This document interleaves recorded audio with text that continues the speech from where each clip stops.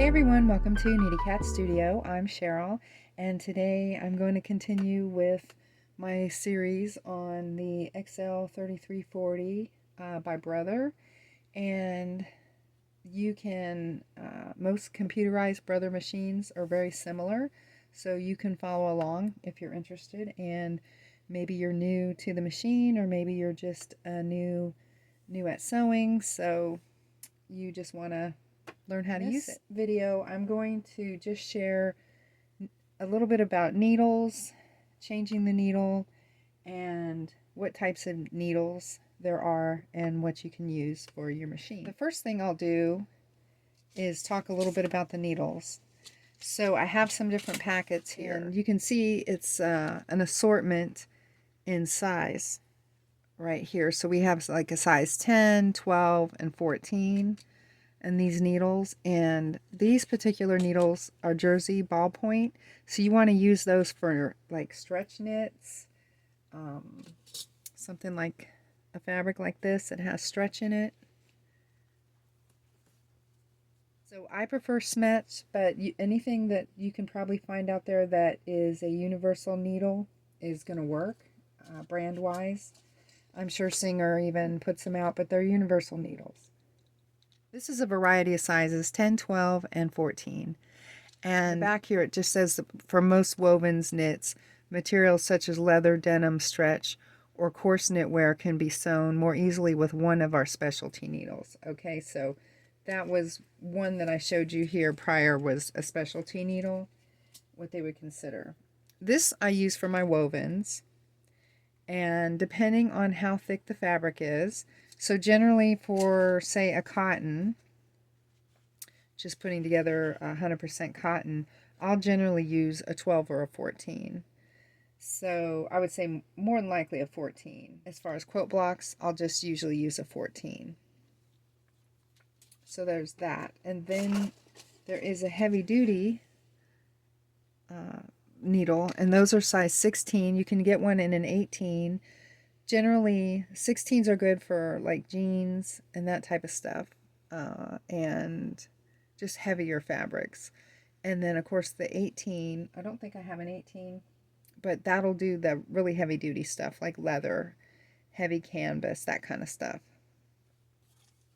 And then this one is a mix. So we have universal in a size 11 and 14, and then ballpoint, which is like for your knits and stretch, that is an 11, 14, and a 16. So, and this one's by Singer, but they are universal.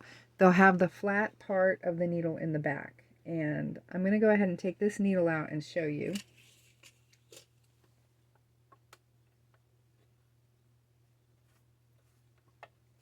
So when you want to take your needle out, there is a little screw here on the side.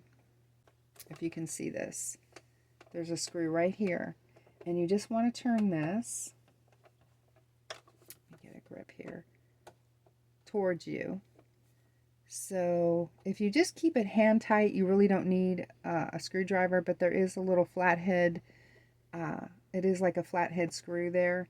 So I just loosen it a little bit towards me, and then I gently take out my needle. You can keep your foot down for that too. So on the needle, there is a flat side, and that's right here. I don't know if you can see that.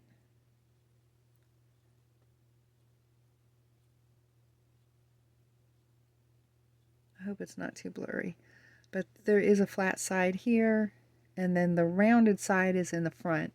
Generally, the little color dot, see if I can pull that away a little bit and you can see. There's a little color dot that faces the front.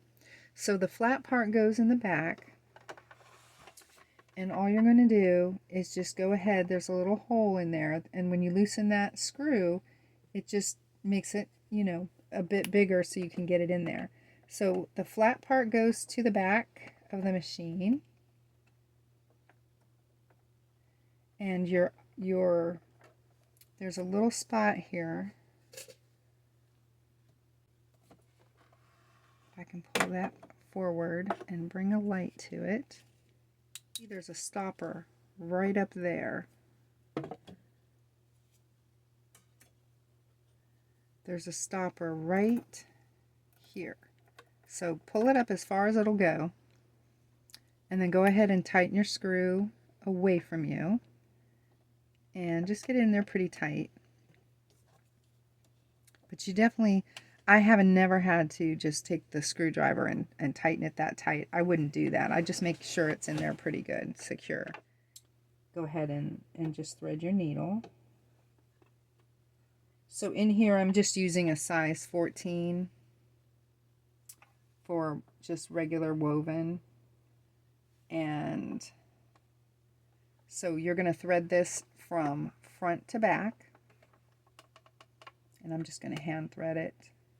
But in my last video, I went over how to use the needle threader.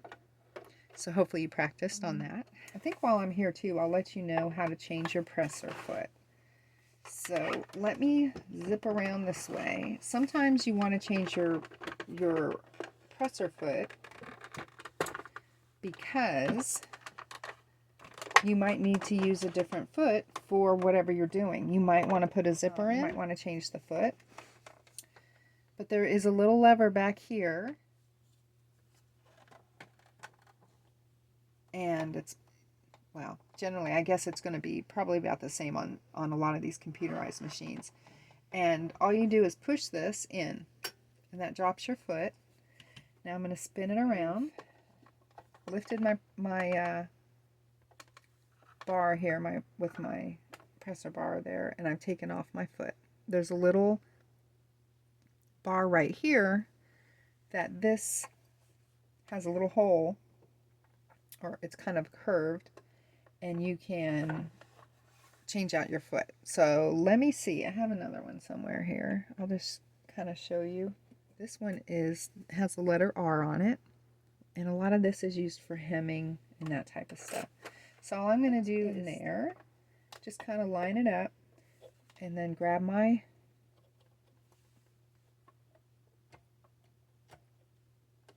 presser bar there, and it just clicks on, just like that. Yeah, 13, okay. And it tells me I need the letter R foot.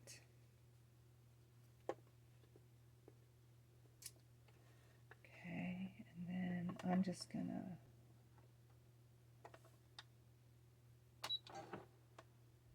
put my needle down.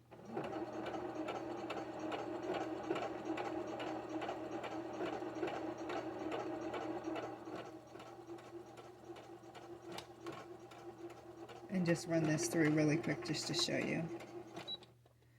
Okay, raise my needle up. All right. So then you can get just a different stitch there. That's just to kind of show you what you would use that for. So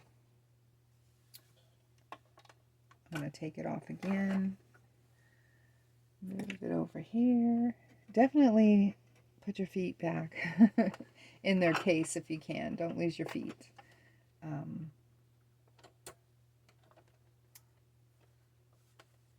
That way they're all together and you know what you're looking for.